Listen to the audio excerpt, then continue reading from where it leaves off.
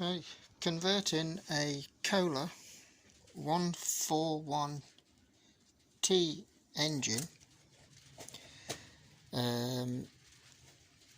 to run on bearings, as in main bearing, rather than brass bush, both sides, because it only has one bearing on this end, which is the camshaft side, and a bush on the ignition plate or stator plate side. The brass bush wears out and wears the crank out because the clutch is always pushing the crankshaft forward, wearing out the end of the crankshaft. So I've put the stator plate off the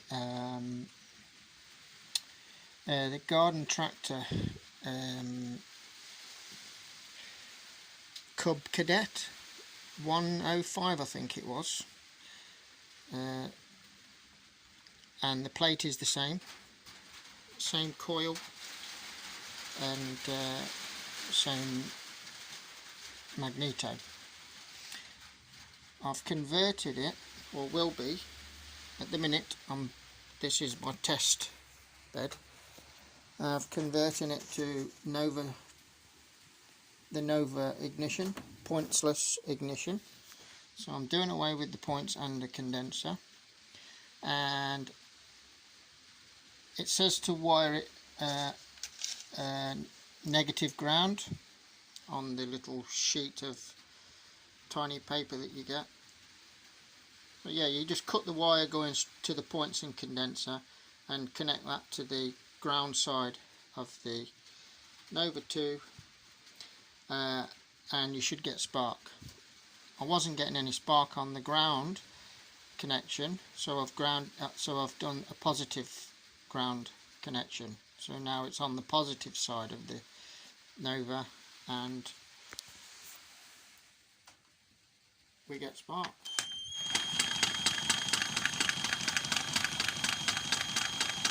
As you can see, on low RPMs, I mean, I'm only spinning that very slowly. That's below tick over, and I'm getting a nice spark.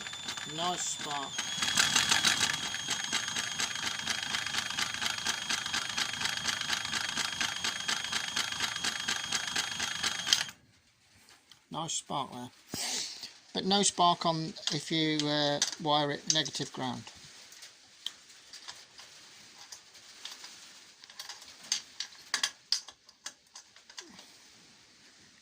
So there you go. So everything's lined up.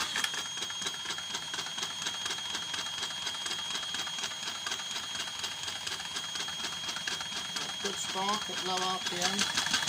Wind it up, shakes a bit. But yeah, so I imagine that the timing will be exactly the same. No adjustment would be necessary, because apparently this digital ignition takes care of the timing as well.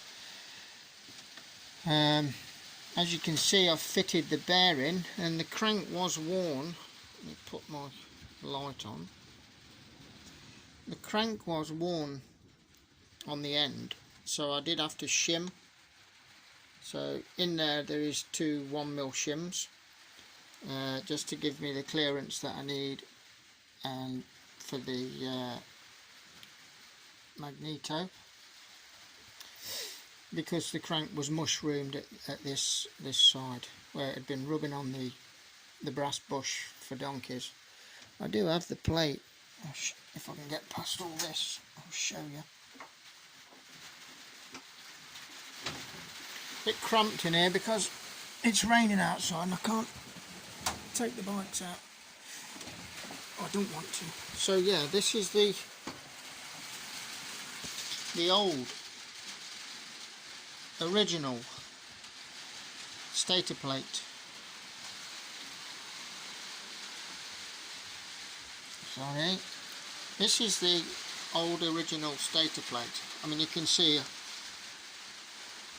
it's falling apart, and you know, it's lost many of its fittings for the pull start cowling and the air duct, so it needed to be replaced really anyway. So that's the crank side, so that would be on like so. So that's the coil side, and as you can see, they are just identical. Even the bolt holes are in the right place, everything is in the right place. So with the crank always pushing against this when you're engaging the clutch, because this is often Howard 350 by the way, this Kohler engine, it wears the crank out there, pushing against there and constantly rubbing and wearing. No matter how much oil's getting on there, it's still not going to stop the crank wearing. So the crankshaft end play was massive. It must have been at least 3mm or more. So I decided that because it needed a new bore, a new piston and rings, and I've had to have, the block isn't here, it's actually at the engineers getting reboard to fit the new piston, because you can't get the old smaller pistons anymore, so you've got to have them reboard. It's about 1.5 mm bigger, so yeah, considerable amount, but it'll be worth it in the end. It'll be a brand new engine. So that's it. So it's a thumbs up for the digital points, and a thumbs up for main bearing drives on the crank, and get rid of that silly bush.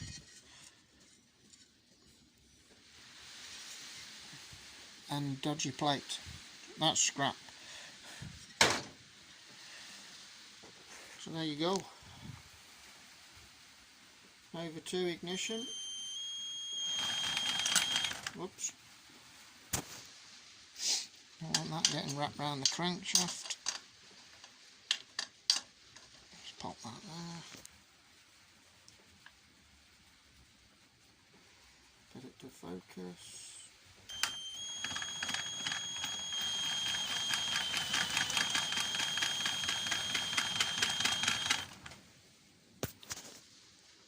What's happening?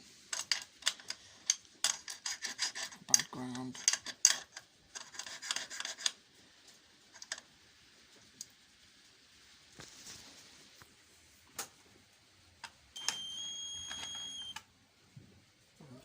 Yeah.